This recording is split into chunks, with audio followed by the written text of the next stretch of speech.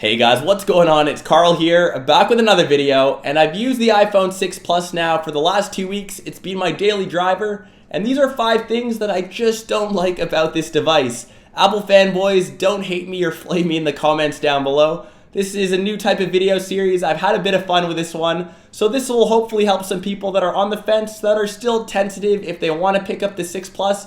Maybe these are 5 things that you might consider before purchasing it. Let's hop right in. Number 1, overall size. So now the iPhone 6 Plus has a massive 5.5-inch Retina HD display at full 1080p, but this phone just seems a bit big in the hand. Apple has introduced a brand new software feature called Reachability, weird kind of name. You double tap the Touch ID button on the bottom and everything slides down to make one-handed use kind of possible, I guess. I'm still finding myself reaching for the phone button or the top left of the screen, unless you do have larger than average hands, maybe even a basketball player. But myself, I have average hands and I find one-handed use kind of difficult. When you compare the 6 Plus to the likes of an iPad or even an iPad mini, you really start to see that, yeah, this device is pretty big. It does have a new landscape feature mode that is only found on the 6 Plus, just like on the iPads. Nice little touch, not really a deal breaker though. And when you hold this up to your head, you can't really tell if you're holding a small tablet or if it's a smartphone. And this was the #1 chirp I always got from old iPhone users when I was using, say, my Galaxy Note 3 or any other Android device. Now I guess we're all part of the same game. And placing this in your pocket if you do have tight jeans may be a bit of an issue. Girls might mistake you for being a bit too excited, if you know what I mean. Number 2, lack of customization, and I guess this is almost a trademark of iOS, but this was one of the main reasons why I left the iPhone 2 to 3 years ago and bought my first HTC. Haven't looked back. Things, for example, like widgets, which we finally have now in iOS 8, they aren't found on the home screen, however, they are only found in the notifications tray. You can see Duolingo, Evernote, or even Dropbox. You can choose to add them. It is a bit of an extra step. But if you look at the home screen, every single person will have a home screen like you or similar to you. The thing that I love about Android is the customization and how unique you can have your home screen look. When we take a look at my normal daily driver, the HTC One M8, I've got a pretty unique setup. Up top, I've got some power toggles. I can control all my settings. For example, my Wi-Fi connectivity, Bluetooth, and even see my battery percentage. If I want to change my icons, I can do that as well. For example, changing my Instagram logo, I can change that to, say, the minimal MUI. And this is what I love. You can actually change the look of icons and you can download different packs found on the Play Store. Some are free, some cost money. Usually the better ones do cost $1 or $2, and you can transfer these anywhere you want on the home screen. Widgets, as I mentioned, can be found on the home menu. They don't have to be in a drop-down menu. And one thing that I really love about Android, if you don't like the custom skin over top from the manufacturer, for example, you don't like HTC Sense, you don't like TouchWiz, you can always run a launcher over top. And I have Nova Launcher, for example. You can choose to have different sorts of swipe settings, and you can make it as unique as you want. And for example, I have Swipe Up, and this will reveal Blink Feed from HTC Sense.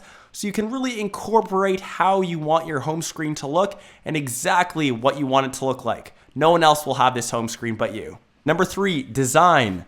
iPhones used to be the pinnacle or the cream of the crop in terms of design and overall build quality. Nothing even came close, except for maybe in the last year or two. We have the HTC on the left. Mine's a bit dinged up. I never rock any sort of case, but we finally have something that can compete to the likes of the iPhone.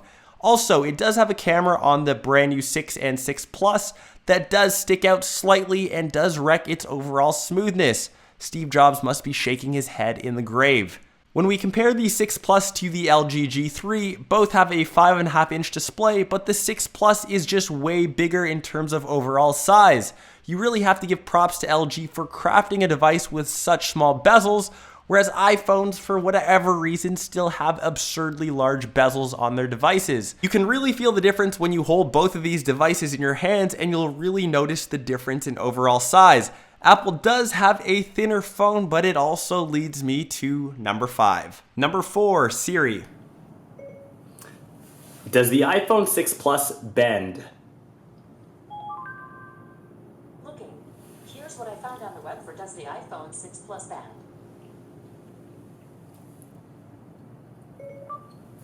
Who is Dan Bilzerian? Okay, I found this. According to Wikipedia, Dan Bilzerian is an American actor and poker player. When does Man U play next? Manchester In the United- end, Siri didn't know if the 6 Plus bends, it didn't know who an Instagram Playboy was, and it didn't know Man U. I guess Siri isn't interested in soccer. Good stuff, Google. Number 5, Bengate. Now, I'm not about to waste $1,000 on this video, but if you guys already haven't seen Lou from Unbox Therapy, 50 million views, the iPhone 6 Plus does bend if you apply enough pressure on it. The microphone can pick this up, but I'm applying a bit of pressure, and I can already start to hear some creaking and bending. I'm getting a bit worried, and I won't go too far. Day-to-day use, you should be okay, and if you're really worried, you can always rock a case, but if you do rock tight jeans or have big muscles, this phone might not be for you. Shit. And just remember that this is a brand new video series. I could just as easily make a top 5 reasons why I think the 6 Plus is awesome. If you guys want to see that video, let me know in the comments down below. And also, if you happen to own a 6 Plus, make sure you leave some comments on what you either like or dislike about the device.